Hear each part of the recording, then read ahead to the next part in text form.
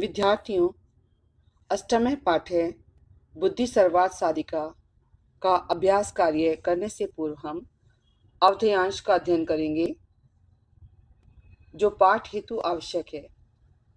अवधेयांश ध्यान देने योग्य अंश।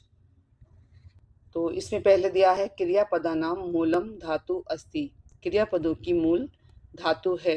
यथा जैसे पठति, तो अब इन्होंने जो आपको पठति होता है पढ़ता है, इति क्रियापदस्य, यह क्रियापद है। पठति क्रियापद है और मूलम पठ इति धातु, जो पठ है ये धातु है। तो इन्होंने बताया कि जो पठ है वो धातु है और पठति जो है वो क्रियापदस्य है। तो अब इसमें आप देख रहे हैं निवसंति इन्होंने दिया है, तो निवसंति क्रियापद है। प्रकाशयंती भी क्रियापद है और निवसंति जो है इसमें उपसर्ग युक्त धातु है।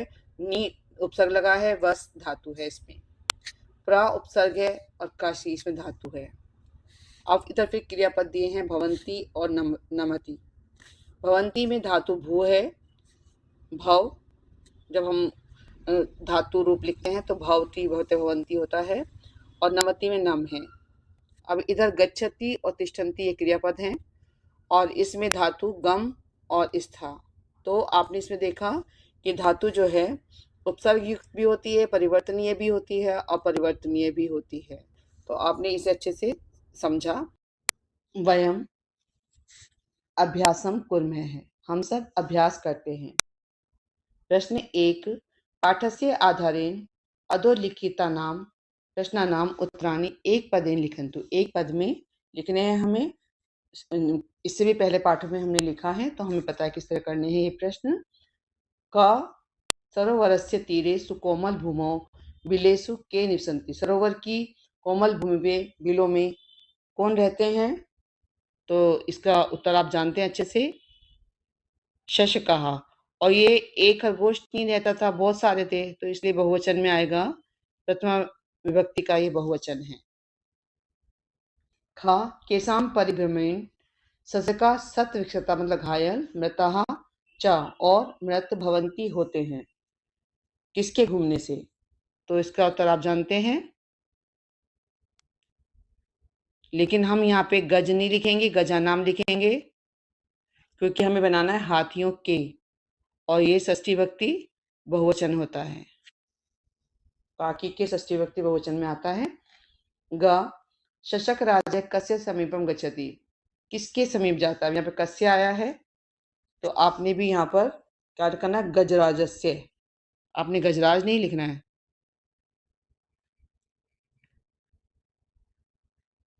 गजराजस्य, क्योंकि गजराज के कस्य की तरह से आपको भी यहाँ पर लिखना है। के स्वमतम प्रकाशयन्ति, कौन अपना मत प्रकाशित करते हैं। अब आपको पाठ में ये लगेगा कि शश का शब्द जो है कई जगह उत्तर में आ रहा है, तो आपको इससे लाभ होगा कि आप आसानी से याद कर पाएंगे। यह आया है शशका।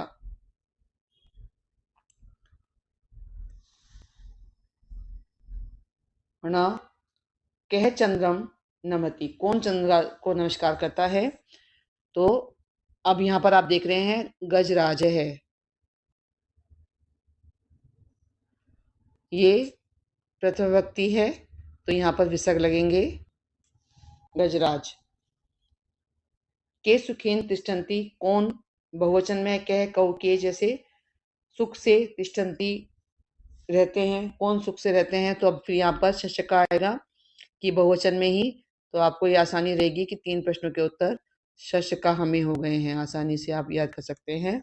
और आप देखते हैं यहाँ गजा नाम, तो यहाँ पर केसाम है तो उसके साथ गजा नाम है, यहाँ पर कस्य है तो गजराजस्य है, और यहाँ पर आपका गजराज है आया है क्योंकि यहाँ पर कह है। तो आप इस तरह से आसानी से याद भी कर सकते हैं और देख भी सकते हैं। सरोवरस्य तीरे सुकोमल भूमौ बिलेषु के निवसति शशकः। केसाम परिभ्रमणेन ससका शत विक्षता लता च भवन्ति, पता है आपको गजा नाम। शशक राज कस्य समीपम गच्छति, गजराजस्य। के स्वमतम प्रकाशयन्ति, ससकः। के चंद्रम नमति, गजराज है। के सुखेन तिष्ठन्ति, ससकः। तो सारे प्रश्नों के उत्तर अब यहाँ है प्रश्न 2, पूर्ण वाक्येन उत्तराणि लिखन्तु। पूर्ण वाक्य में उत्तर लिखें। तो अब आप पूर्ण वाक्य देखकर थोड़ा परेशान हो जाते होंगे कि कैसे याद करेंगे। तो ये मैंने जो काले रंग से लिखा है, ये सब कुछ प्रश्न में से ही है। बस जो लाल रंग से मैं लिखने वाली हूँ, वो सब उत्तर आपका याद करना है आपको। चंद्र कदा प्रश्न भवति, प्रसन्न भवति।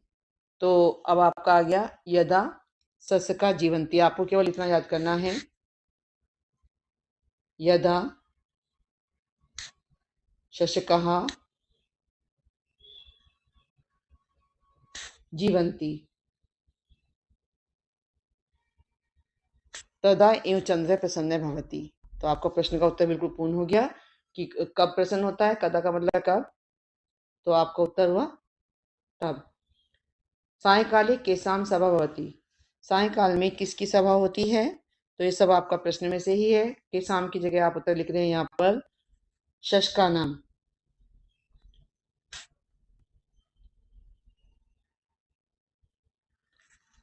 तो सायंकाले शशका नाम सभा भवति। शशका किमर्थम उपायम चिंत्यति। किसके लिए? किमर्थम का मतलब होता है किसके लिए, उपायम चिंत्यति तो आपको पता है कि अपनी रक्षा के लिए। तो स्व रक्षार्थम उपायम चिंत्यति, अपनी रक्षा के लिए। चंद्र केन नामना प्रसिद्ध अस्ति। चांद का दूसरा नाम आपको पता है, क्या है चांद का दूसरा नाम? शशांक।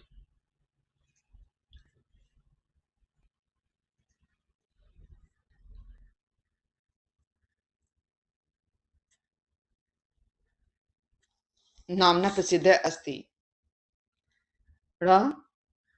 आम चंद्रस्य दर्शनाय आवाम अधुना एव सरोवरम प्रति चलावे इति कह कथयति। अब प्रश्न तो आपका इतना लंबा है, लेकिन सारा का सारा मैंने काले रंग से लिखा है। बस आपको उत्तर में क्या याद करना है? शशक है, और ये आपका एक वचन में है, सस्क है। तो कितने आसानी से आपने सारे प्रश्नों के उत्तर किए। कहीं भी आपको ये नहीं लगा कि कैसे किस तरह से कठिनता से किया जाएगा। तो आप आसानी से इसे कर सकते हैं। तो ध्यान रखना है कि हमें प्रश्नों में से देखना है कि प्रश्नों में से क्या लिखना है और उत्तर में से क्या लिखना है। पाठस्य आधारेण पट्टिकातः क्रियापदानि चित्वा वाक्यानि पूरयन्तु। ये पट्टिका है, इससे पाठ के आधार पर लिखना है। ऐसे नहीं कि हम अपने आप से कुछ भी लिख लेंगे, कि पाठ में क्या दिया हुआ है उसके आधार पर लिखना है। तो का किम चंद्र सरोवरे, सरोवर में कौन रहता था? तो आपने इसमें निवसंती बहुवचन में है, चंद्र एक वचन में, चिंत्यंती भी बहुवचन में है, भवती आएगा नहीं, होता है, कथयति भी नहीं, कहता है नहीं आएगा। तो यहाँ पर आ जाएगा तिष्ठति।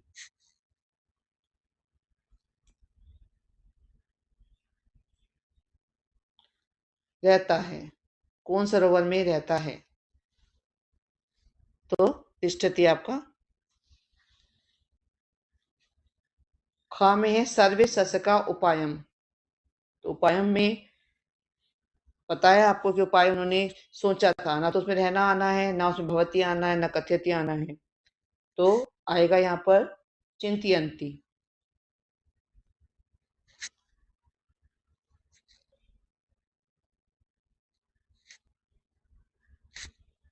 चिंतयंती किम सरोवरे तिष्ठति सर्वे सस्का उपायम चिंतयंती। सायकाले सस्का नाम सभा। सायकाल में सस्कों की सभा जो है, तो इसमें निवसंती और कथयति तो नहीं आएगा, तो इसमें आएगा भवती, यानी कि होती है।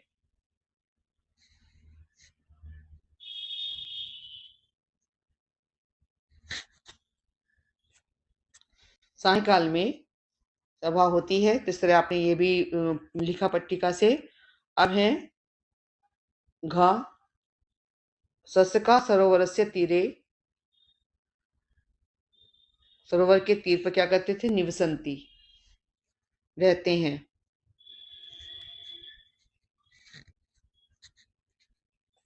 निवसंती रहते हैं। और अभी तो अंत में रहा है आपका कथयति। सह गजराजम, गजराज को कथयति कहता है।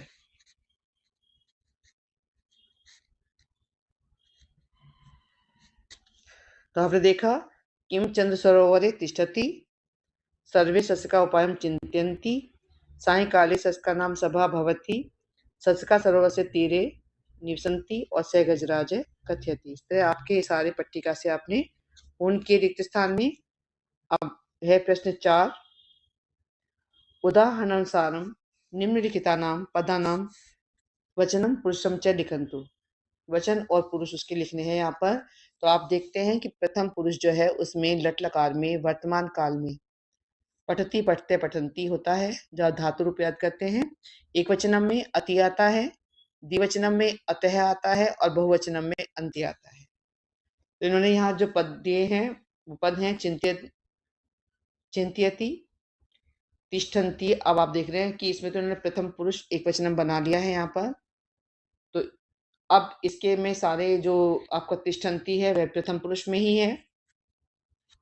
और तिष्ठन्ति क्या है, आप यहाँ देख रहे हैं बहुवचन है, तो आप यहाँ लिखेंगे बहुवचनम।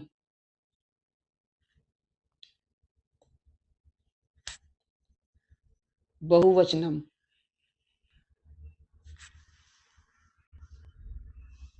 जीवंती भी आपका यहाँ पर अंति आ रहा है, तो ये भी प्रथम पुरुष में है और ये भी बहुवचनम।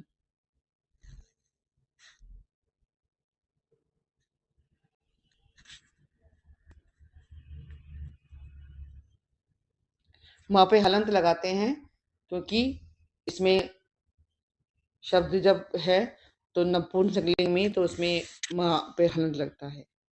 नमति प्रथम पुरुष, और नमति क्या है, अति है तो एक वचनम है, तो प्रथम पुरुष ये क्या हो जाएगा, एक वचनम।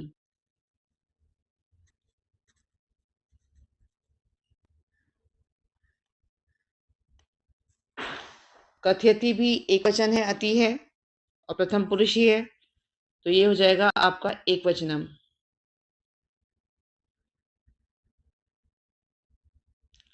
एक वचनम। गच्छति में भी प्रथम पुरुष यही है, तो यहाँ भी वचन एक वचनम ही होगा। अगर यहाँ पर द्विवचन होता तो अतः यानी कि पठतः आता, इस तरह से तिष्ठता जीवतः बनता करके। अब ये एक वचनम ही है।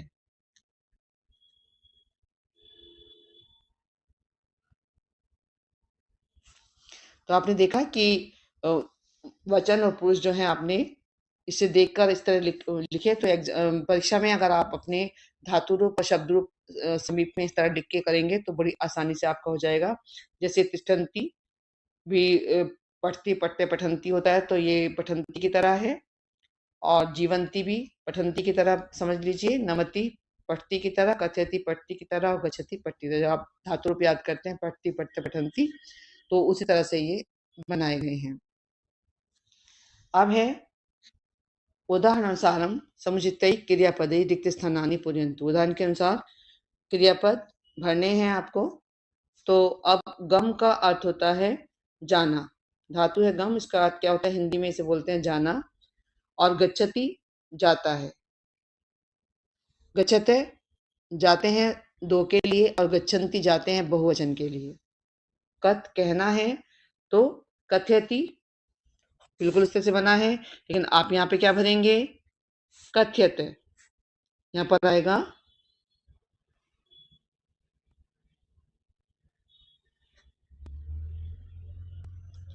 और यहाँ पर है कथयंती, क्योंकि बहुवचन है। बताया है आपसे कि बहुवचन में अंति आता है। अब इसका ठहरना,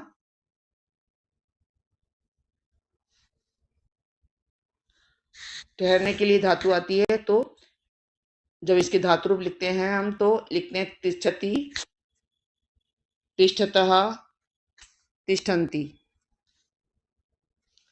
क्र करना, करोमि, कुर्व और कुर्मे।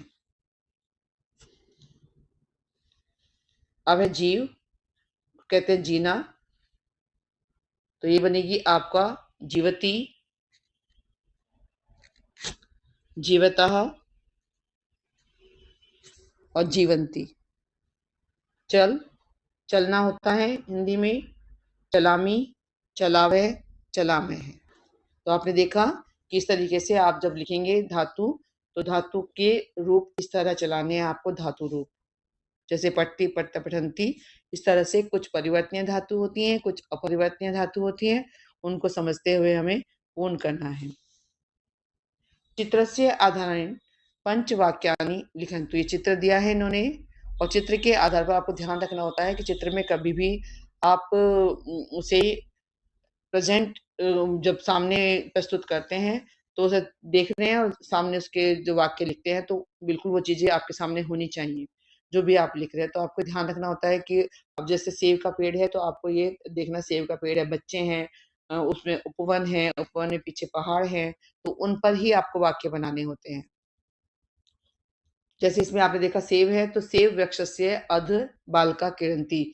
सेब के वृक्ष के नीचे बालक, बालक बहुवचन में, किरंती खेलते हैं, खेल के उसके नीचे बालक खेलते हैं। पहला वाक्य बना इससे। खामे हैं वृक्ष सेवानी संति। वृक्ष पर सेब है, ये आप देखिए, वृक्ष पर सेवानी बहुवचन में, सेब ज्यादा है इसलिए संति भी बहुवचन में है, तो वृक्षे सेवानी संति। ग में शाखायाम वानरे अस्ति। आप देख रहे हैं शाखा पर ये वानर है, जो बंदा देख रहा है इसको वानर कहते हैं, अस्ति मतलब है। तो शाखा पर, जो शाखा है पेड़ की, उस पर वानर अस्ति, वानर है यानी कि बंदर है। ग बालका वानरम पश्यन्ति। बालक जो है वानर को देखते हैं, देख रहे हैं भी कह सकते हैं और देखते हैं भी ना। एक क्या है, बालक सेवम खादती। तो ये एक बालक जो है ये सेव खा रहा है, खाता है। तो आपने इसमें चित्र में आपने बनाए, वर्णन किया, तो इससे आपने देखा कि किस तरीके से 5 वाक्य आपने आसानी से बना ली, क्योंकि उस चित्र में देखकर ही हमें वाक्य बनाने और कर्ता और क्रिया लगाना है। प्रश्न 7 अधोलिखितानां पर्यायपदानां मेलनं कृत्वा रिक्तस्थानानि पूरयन्तु। नीचे लिखे पर्याय पदों को मेल करके रिक्त स्थान पूरे करो। तो इसमें आप देख रहे हैं कि गजः हस्ती, तो इन्होंने जो दोनों यहाँ पे लिखा है गजः और हस्ती, तो उसे इन्होंने क में इससे इसको मेल किया है। यहाँ पर गज से हस्ती का मेल किया है। खा में है पदम, तो पदम क्या होता है, चरण को बोलते हैं, हम पैर को बोलते हैं, तो पदम को हम किससे मेल करेंगे, चरण से। और यहाँ हमने लिखा पदम और चरण है। का में है चंद्रहा, और चंद्रहा को आपको पता है कि उसे क्या कहते हैं, शशांक। तो चंद्रहा और शशांक की तरह हमने लिखा, उसे लिखना भी है खाली स्थान में। घा में है सरोवरः और जलाशय। सरोवर होता है वो जलाशय होता है, तो ये है सरोवरः जलाशय, इधर हमने लिख भी दिया है। रा में है प्रजा, प्रजा क्या होती है, जनता होती है, तो इसे यहाँ हमने लिखा, और ये प्रजा जनता। तो हमने सारे जितने भी प्रश्न हैं वो सारे पूर्ण किए, वयम अभ्यासम कुर्मः के, और अवधेयांश भी किया हमने इसमें।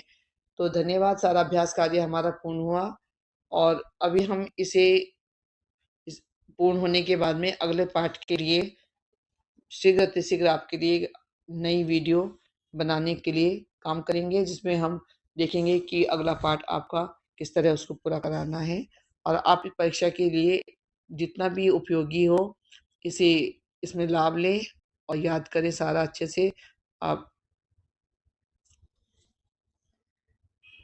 के लिए उपयोगी होगा।